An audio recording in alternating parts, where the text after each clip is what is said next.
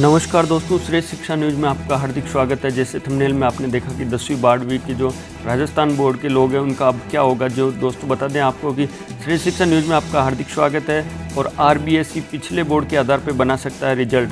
इसके अलावा आप इसमें यह भी जानेंगे कि किस तरीके से आप कोर्ट में जा सकते हैं या फिर आपके रिजल्ट क्या होगा या आपके परसेंटेज कितने बन सकते हैं 10वीं 12वीं में, ये बिल्कुल जानने वाले दोस्तों।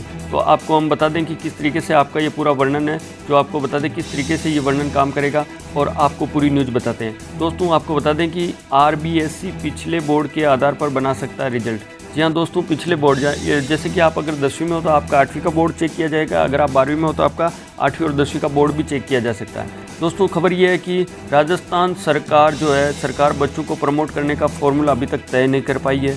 ऐसे में एक्सपर्ट ने यह कहा कि सीबीएसई और आरबीएसई के हालात अलग अलग है। पिछली क्लास के मार्क्स ही एकमात्र रास्ता है, ये खबर निकल कर आ रही है। यानी पिछली क्लास आपकी कौन सी थी उस पर आधार है।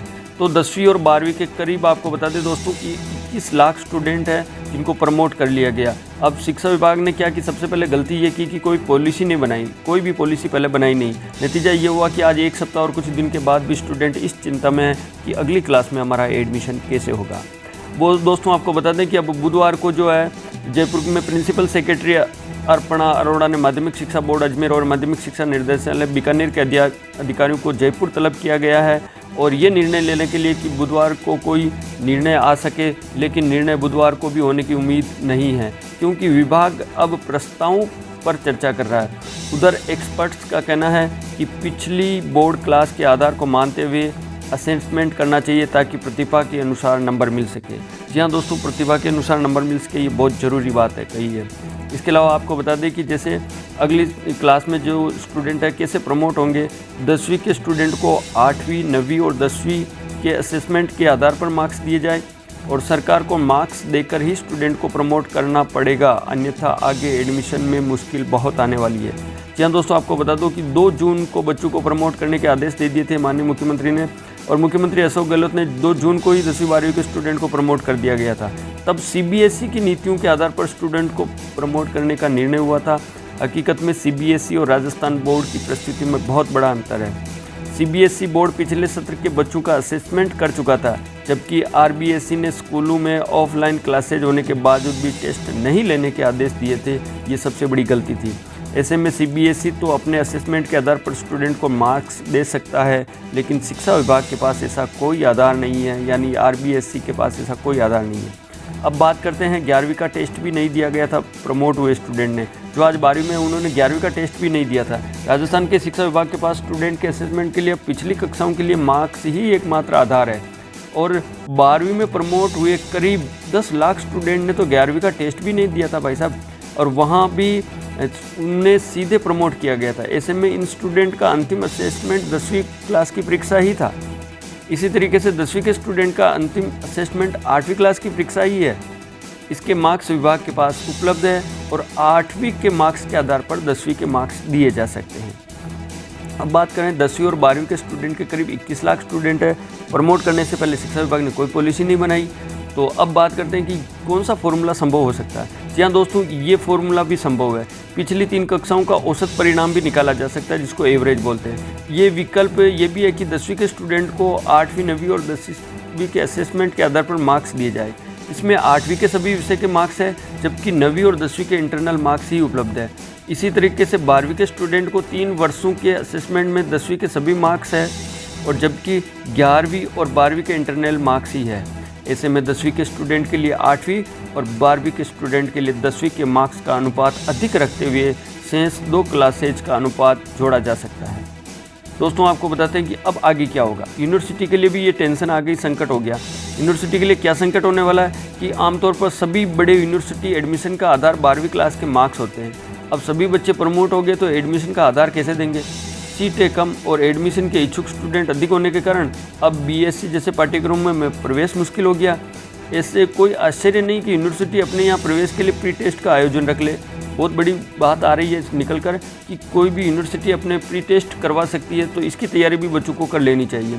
उनका भी सिलेबस तय होगा यूनिवर्सिटीज़ की तरफ से, यानी जो भी प्रमोट होकर 12वीं के बच्चे आएंगे उनकी यूनिवर्सिटी में जो प्रवेश लेना है उसके लिए प्री टेस्ट हो सकता है। उस प्री टेस्ट को क्लियर करने के बाद भी मेरिट के आधार पर प्रवेश दिया जा सकता है, ये उनके पास रास्ता है। और कौन कौन से सुझाव जो बेकार गए जबकि सुझाव से काम किया जा सकता था, ये सुझाव हो गए बेकार। स्टूडेंट को प्रमोट करने के लिए माध्यमिक शिक्षा निर्देशालय ने कई सुझाव भेजे थे, अब ये सुझाव बेकार हो गए क्योंकि भी किसी तरीके से जब एग्ज़ाम नहीं होने का निर्णय ले लिया गया तो इसमें छत्तीसगढ़ की तरह टेक होम एग्ज़ाम बहुत बड़ा विकल्प था, जिसमें स्टूडेंट को घर पर ही पेपर और आंसर शीट दी जा रही है और 5 दिन में 5 विषयों की आंसर शीट स्टूडेंट को जमा करानी है। इसी तरीके से महत्वपूर्ण विषयों पर एक ही पेपर बनाने का विकल्प था, जैसे साइंस बायो के स्टूडेंट का फिजिक्स केमिस्ट्री और बायो का एक ही पेपर बन सकता था और 10वीं के 5 विषय का एक पेपर हो जाता। अब प्रमोट के आदेश होने के बाद तो किसी तरीके की परीक्षा संभव ही नहीं है। अब क्या करें? पिछली बार की तरह कर सकते थे इंतजार। जी हाँ दोस्तों, कर सकते थे इंतजार इस बात को लेकर कि एक्सपर्ट का कहना है कि स्टूडेंट को इस तरीके प्रमोट करने के बजाय शिक्षा विभाग कुछ दिन के लिए इंतजार कर सकता था।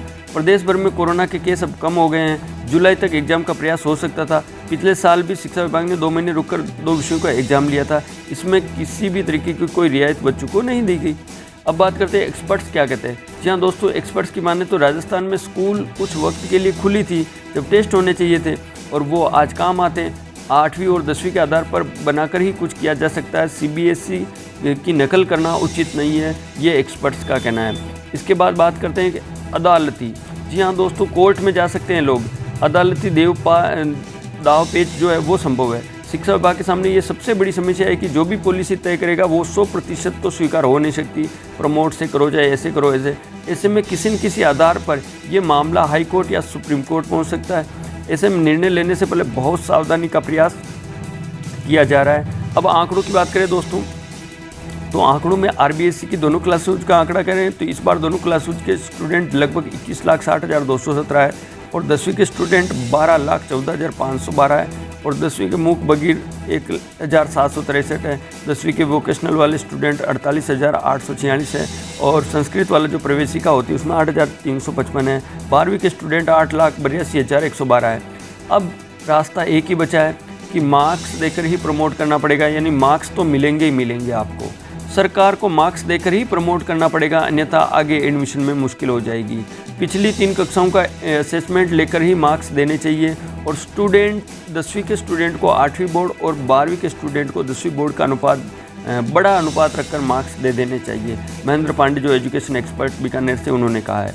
इसके अलावा अब बात करते हैं कि कॉलेज में, तो कॉलेज के पास पहले भी मैंने आपको बता दिया कि अब कॉलेज के पास प्री टेस्ट हो। बेहतर ये होगा कि कॉलेज प्रवेश के लिए प्री टेस्ट का आयोजन किया जाए, जिससे लोग जो 10वीं 12वीं में जैसे भी मार्क्स हैं उनसे संतुष्ट हो जाए और कॉलेज में काम कर सके। इसके अलावा प्रदेश भर के लिए एक प्री टेस्ट का आधार बनाया जाए, जो प्रदेश भर में जितने भी कॉलेज स्टूडेंट के लिए एडमिशन होने हैं यूनिवर्सिटी के, और इसी के मार्क्स के आधार पर कॉलेज में प्रवेश लेना चाहिए। जो बच्चे राजस्थान के बाहर रह रहे हैं वहाँ पे भी इसी प्री टेस्ट को मानना चाहिए, इस मान्यता को मानना चाहिए और पिछली कक्षाओं के मार्क्स के आधार पर मार्क्स बनाकर दे सकते हैं। जी हाँ दोस्तों, इस तरीके से आपसे अनुरोध है कि हमारे इस चैनल को सब्सक्राइब जरूर करें और राजस्थान बोर्ड की अधिक से अधिक खबरों को लिए आप हमारे इस चैनल को सब्सक्राइब करें और इस वीडियो को अधिक से अधिक शेयर करें। धन्यवाद।